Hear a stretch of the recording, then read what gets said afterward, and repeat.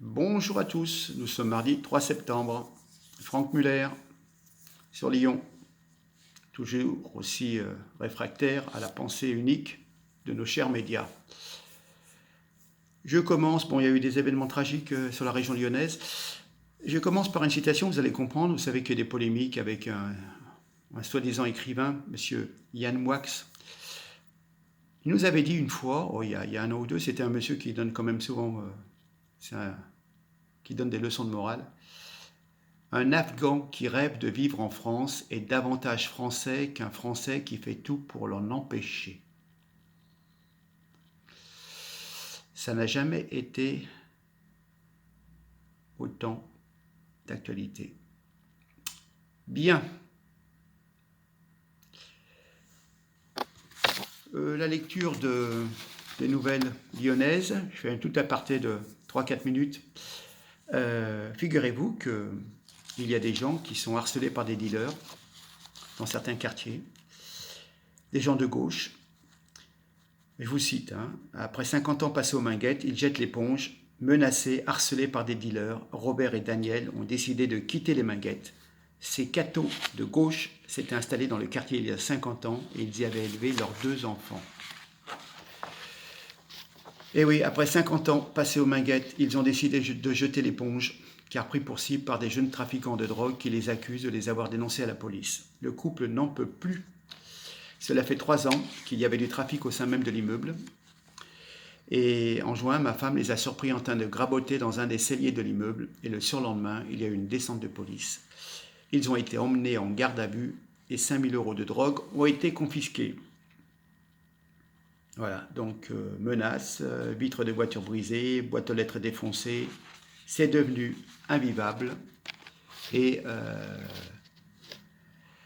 voilà, c'est la lente déliquescence d'un quartier. Ils nous disent qu'en 69, tout se construisait, c'était sympa, il y avait un milieu associatif prospère et beaucoup de solidarité entre les habitants. Et oui. Et elle était secrétaire à la CFDT, lui il était enseignant en lycée professionnel. Ils étaient à l'Action catholique ouvrière, ils étaient au Parti socialiste unifié, à la CFDT, voilà. Et il nous dit d'ailleurs, triste constatation pour Vénissieux, plus personne ne réagit, les gens ont peur, sont résignés, la mairie se dit impuissante, le bailleur se borne à encaisser les loyers, la police n'est pas assez présente. Triste constat de la part de gens de gauche vis-à-vis d'une municipalité communiste depuis plus de 80 ans, je crois. D'accord. Bon, j'ai vu quelque chose de passer. Et à Lyon se construit le plus grand centre social de la ville, dans le Lyon 8e, 1480 mètres carrés, pour 8 millions d'euros. Il me semble avoir lu 300 000 € de mobilier. Il y a pourtant déjà dans le 8e arrondissement de Lyon 3 centres sociaux.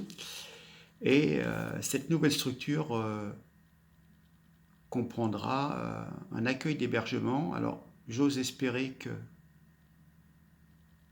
que c'est pour des problèmes familiaux, des histoires de divorce, d'enfants battus, de femmes battues.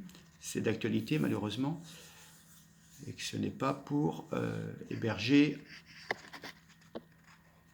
certains touristes en transit. Enfin, le social coûte énormément cher. Je préférerais plus investir dans la sécurité que dans le social. Petite nouvelle d'un terroriste lyonnais, enfin on va dire ça comme ça. Vous savez, le monsieur qui avait laissé une bombe, qui était parti à vélo, qui avait laissé une bombe. Donc il était mis en examen pour tentative d'assassinat terroriste. Ça se passait dans la rue Victor Hugo, Lyon, dans le Presqu'île, le 24 mai. Donc le principal suspect, Mohamed Hichem M, a agressé ses surveillants de la prison de la Santé à Paris. Les surveillants de la maison d'arrêt ont déposé plainte. En effet, il vous rappelle que Mohamed était né à Oran, en Algérie. Il est arrivé en France depuis 2 ans. Il ne possède pas de titre de séjour et il est accusé d'avoir déposé un engin explosif la veille des élections européennes devant une boulangerie. À Lyon, deuxième. Il avait blessé 13 personnes. Il avait revendiqué son acte comme étant lié à l'État islamique. En début de semaine, alors qu'on venait lui servir son repas, il a reçu les gardiens en leur jetant un seau d'excréments à la figure. Plus tôt, il avait également savonné toute l'entrée de sa cellule pour les faire chuter. On note que depuis son incarcération, son comportement est agressif, d'après ce que nous disent les surveillants de la maison d'arrêt de la santé à Paris. Décidément, il a tout pour plaire, ce garçon. Bien. Maintenant, je reviens sur les tragiques événements qui sont déroulés en banlieue lyonnaise, à Villeurbanne, limite Villeurbanne, Lyon, limite Pau-en-Velin presque. Donc effectivement, après chaque massacre ou attentat, le chœur des Vierges entonne le même refrain, union nationale, pas de polémique, pas de débat, pas de questions pour respecter la mémoire des victimes. Ce n'est pas le moment. C'est jamais d'ailleurs le moment, ni demain, ni dans 6 mois. Ah, il faut surtout pas faire le jeu de l'extrême droite et la ficelle est un peu grosse, mais c'est efficace. Il est malsain de s'interroger sur la responsabilité de nos dirigeants, malsain de douter de l'efficacité des contrôles, malsain de se demander si la France n'a pas le droit et même le devoir de choisir qui elle veut accueillir. Ah, mais il ne faut pas en parler pour le respect pour les victimes. Mais les victimes, qu'est-ce qu'elles vous demandent, elles? Justement, le respect pour les victimes commande de ne pas se taire. Si je vous dis Bataclan, l'égorgement du curé à Saint-Étienne-de-Rouvray, Villeurbanne, derrière tous ces assassinats, on trouve toujours un même fil rouge, l'islam. Pourtant, statistiquement, on devrait retrouver la même dose, parce que c'est toujours des personnes qui sont dérangées. C'est bizarre, il y a moins de fous chez les protestants, chez les catholiques, ou chez les juifs, ou chez les bouddhistes. Et chaque fois qu'il y a un problème, qui met en scène quelqu'un de culture musulmane, qui a fait des actes odieux, il est dérangé, il se peut. Mais ce sont toujours des musulmans qui sont dérangés. Alors je ne sais pas, est-ce que la philosophie de cette religion pousse à la haine des autres et à leur courir dessus avec un couteau? Enfin bon. Attention, je vous dis, Alors premièrement déjà, j'ouvre une parenthèse, je parle des hérétiques qui vont assassiner les gens, je ne parle pas des gens musulmans qui pratiquent tranquillement leur religion, on est bien d'accord. Mais bon, il y a une concordance quand même, il y a des choses. Bon. Puis alors, je vous rappelle que c'est un simple fait divers, surtout n'en tirez rien. Jean-Paul Brett, le maire socialiste de Villeurbanne, fustige tous ceux qui se sont engouffrés d'une façon honteuse dans ce qu'il cite juste un fait divers. Non, monsieur le maire, la barbarie n'est pas un fait divers. Timothy, 19 ans, savoyard, travaillait dur pour devenir pâtissier. Il a été tué par un migrant afghan, menteur, drogué, oisif, logé à 9 frais. Et on vous crie qu'il y a une récupération. Mais vous voyez bien ce que fait la submersion migratoire, ce que fait cela à nos enfants, à notre pays. Un jeune homme de 19 ans tué par un Afghan, demandeur d'asile, 8 ou 9 blessés, dont 3 graves. Comment ne pas être horrifié d'avoir une infinie douleur pour ce jeune homme fauché dans des conditions abominables au seuil de sa vie? Cette vie qu'il n'aura pas eu le temps de vivre. Ses parents, sa famille, ses amis. Et c'est là que vous devenez écœuré par le traitement médiatique de cette information. Bien sûr, on vous dit qu'il y a une récupération électoraliste pour certains partis. Mais quand même, ignorer la souffrance et le malheur de tous les gens qui souffrent à cause de cette subversion migratoire, à quelque chose d'épouvantable. Attitude répugnante de tout le système politico-médiatique dans sa globalité qui, depuis ces événements, toute radio, toute télé confondue, n'a qu'une seule obsession: minimiser, neutraliser, banaliser le drame. Parce que ce n'est pas de la terreur, de la barbarie, de massacrer à l'aveuglette dans la rue un jeune homme et 9 passants. On ne connaît pas les motivations. Mais que diriez-vous si c'était un haut dirigeant du pays, un ministre, un préfet, sacrifié dans ces conditions plutôt qu'un jeune homme inconnu de 19 ans?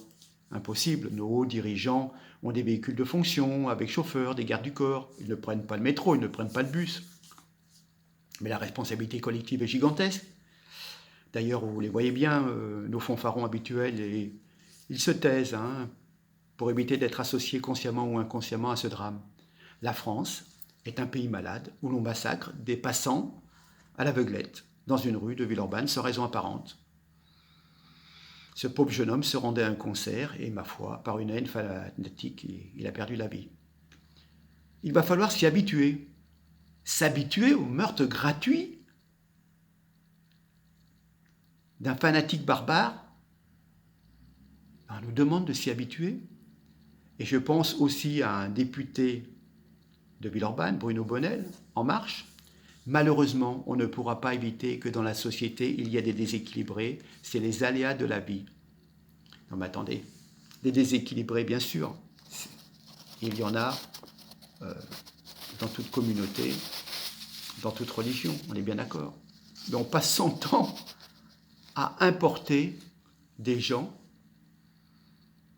qui, par leur éducation, par leur religion, par je ne sais quoi, par les aléas de la vie,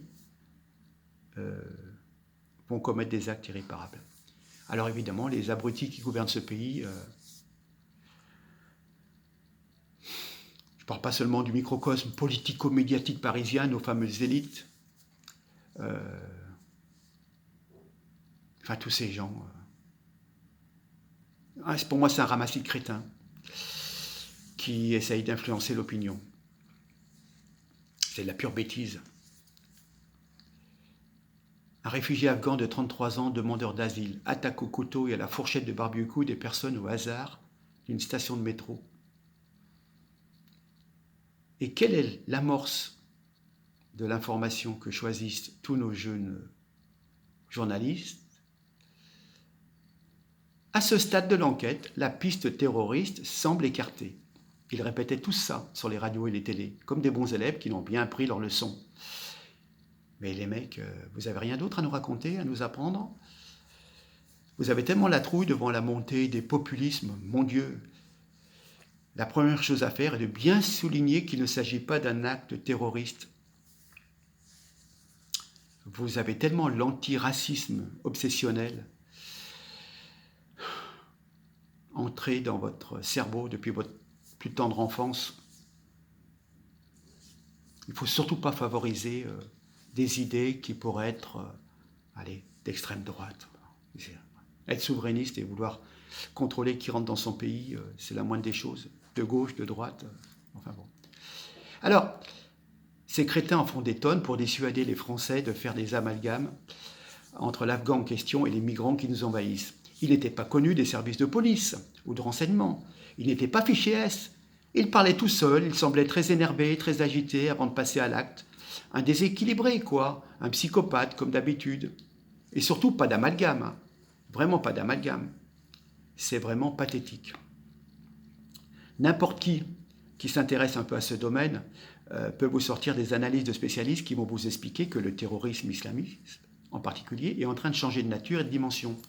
Il n'y a plus d'actions coordonnées, des attentats spectaculaires qui mobilisent une vingtaine de djihadistes et nécessitent des mois de préparation. C'est fini, c'est trop lourd. Des gens comme Al-Qaïda ou Daesh n'ont plus les bases logistiques pour préparer de tels complots. Mais un seul terroriste infiltré sous prétexte de demande d'asile ou de migration dite économique peut faire beaucoup de dégâts avec les moyens du bord, comme un couteau, par exemple, ou avec un camion. On l'a vu à Nice. Et comme on a accueilli des milliers et des milliers de personnes, dont certaines sont certainement très dérangées, c'est ce qu'on appelle le terrorisme low cost, comme les voyages, effectivement.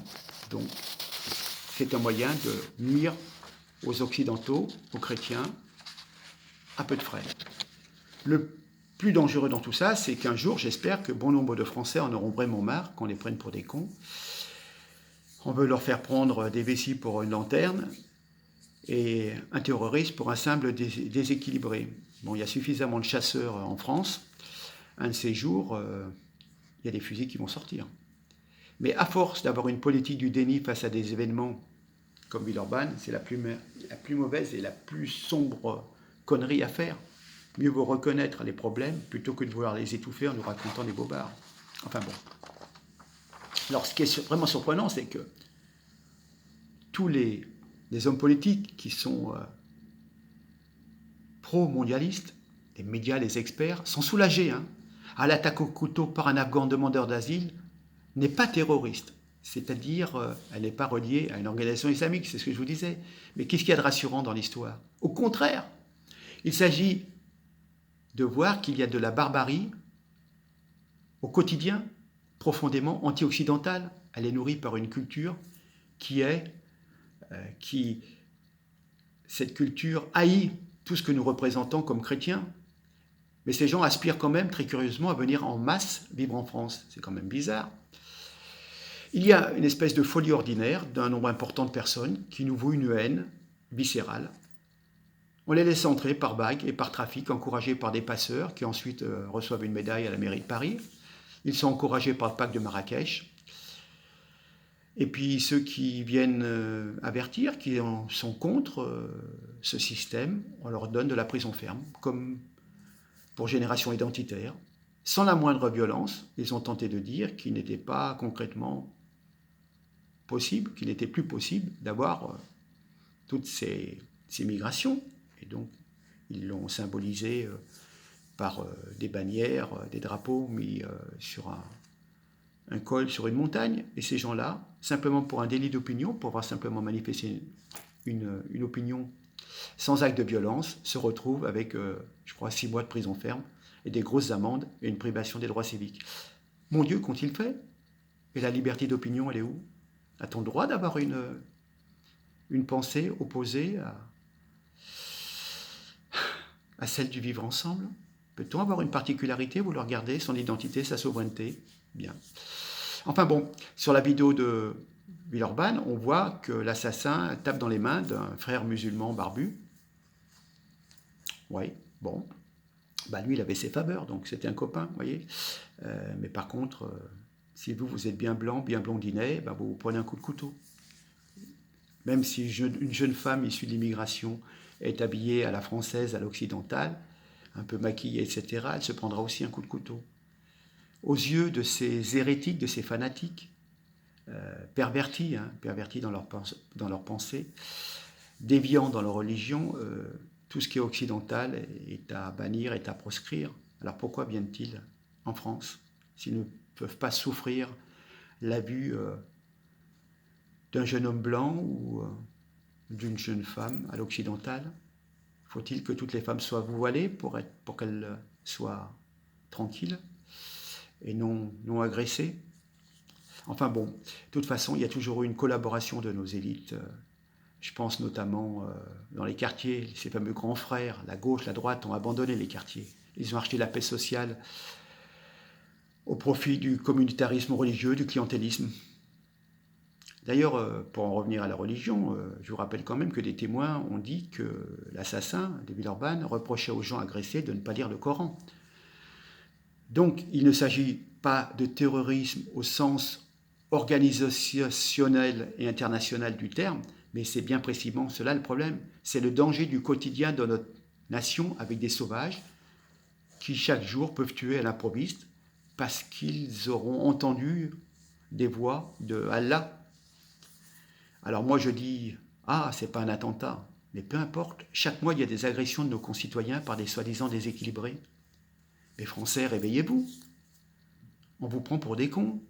Arrêtez de baisser votre pantalon. Votez pour des gens sérieux qui ne vous raconteront pas n'importe quoi. Vous allez laisser quelle situation à vos gosses? Prenez vos responsabilités. Et j'en ai marre de voir des gens qui disent « Oh, je m'en bats les couilles, je ne vote plus, les politiques, c'est tous les mêmes. » Prenez vos responsabilités, mobilisez-vous, l'insécurité explose. Les fanatiques profitent du système, se jouent de notre laxisme. Soit vous résistez, soit vous vous condamnez. Alors, dans toute la légalité, mais quand même, regroupez-vous, mobilisez-vous. Défendez votre pays, votre région, votre identité et défendez l'avenir de vos enfants. Sinon, on rentre vraiment dans la soumission. Voilà, c'est vraiment triste que tous les mois, parfois toutes les semaines, il y a des agressions comme ça. Oh, il y a une semaine, je crois, à Montpellier, deux couples qui sortaient du restaurant sont allés s'asseoir sur des bancs. Manque de bol, il y avait des dealers. Et puis, ça a dérangé ces dealers. Et à une dizaine, ils leur ont cassé la figure. Les femmes s'en sont sorties, les mecs, ben voilà. Donc, vous ne demandez rien, vous êtes tranquillement en train de profiter d'une nuit d'été. Et puis, vous avez une bande de dealers qui pètent les plombs et qui viennent vous massacrer. Mais je pourrais parler pendant une demi-heure et vous citer tous les faits divers euh, de, de violence, de crimes, etc. etc. Donc, bien sûr, nos médias traditionnels ne vous rapportent pas toute cette violence, mais on pourrait dire qu'on est arrivé à une époque où, où on rentre dans le vrai, c'est-à-dire tous les films de science-fiction qu'on avait, des films d'horreur, des films de terreur, du genre, il y a 50 ans, on avait quoi? On n'avait pas, ouais, 50, 45 ans. Orange Mécanique, la violence, toujours la violence, vous voyez ce que je veux dire? Et bien maintenant, c'est du quotidien. Il faut faire très attention et miser beaucoup sur la sécurité, sur la vidéosurveillance et sur le renforcement de nos forces de police. Et là, on en est loin, vraiment loin. C'est-à-dire que nos forces de police sont utilisées pour taper, hein, taper sur les citoyens qui payent des impôts, qui manifestent pour leur droit de vivre, taper sur des gilets jaunes, taper éventuellement sur des ouvriers qui manifestent contre la fermeture de leurs usines. Mais les vraies bandes de loupards, de racailles, de dealers, etc., ceux-là sont souvent dans une certaine impunité, puisqu'on n'ose pas aller dans certains quartiers. De vivre ensemble, c'est de pouvoir aller dans tous les coins, dans tous les quartiers du territoire, sans qu'un guetteur vienne vous demander ce que vous faites là, et vous menace, et vous demande de quitter cette zone parce que ça le dérange dans son trafic. Voilà ce que je tenais à dire. Et du trafic de drogue au meurtre, il n'y a pas loin. Voilà. Merci de m'avoir écouté, de m'avoir accueilli chez vous. Un petit point de détail au niveau élection. Je vous rappelle, je vais vous mettre en lien l'adresse. Nous avons une réunion de préparation pour notre liste sur la métropole qui se tiendra le 11 septembre. Le 11 septembre à Lyon. Je vous mettrai l'adresse dans le détail pour les personnes qui sont intéressées. Plusieurs commissions se mettent en place, hein, commission transport, commission culture. Gros problème de circulation sur la métropole lyonnaise, effectivement. Donc voilà, donc ça suit son bonhomme de chemin, hein, bien sûr. Et merci pour tous vos encouragements. J'ai beaucoup d'encouragements aussi de personnes qui ne sont pas sur Lyon et qui disent, ben, si nous étions voisins, je serais venu avec vous sur votre liste, voilà, enfin sur ma liste. On est plusieurs à essayer de mener à bien ce projet. Voilà. Merci en tous les cas, merci de partager. J'espère que on va se retrouver peut-être pour une actualité un petit peu moins sordide, hein, que le crime d'un jeune homme. Bien, allez. Bonne journée à vous, bon mardi, à très bientôt. Merci de partager, merci de liker et encore merci pour tout. Merci, au revoir.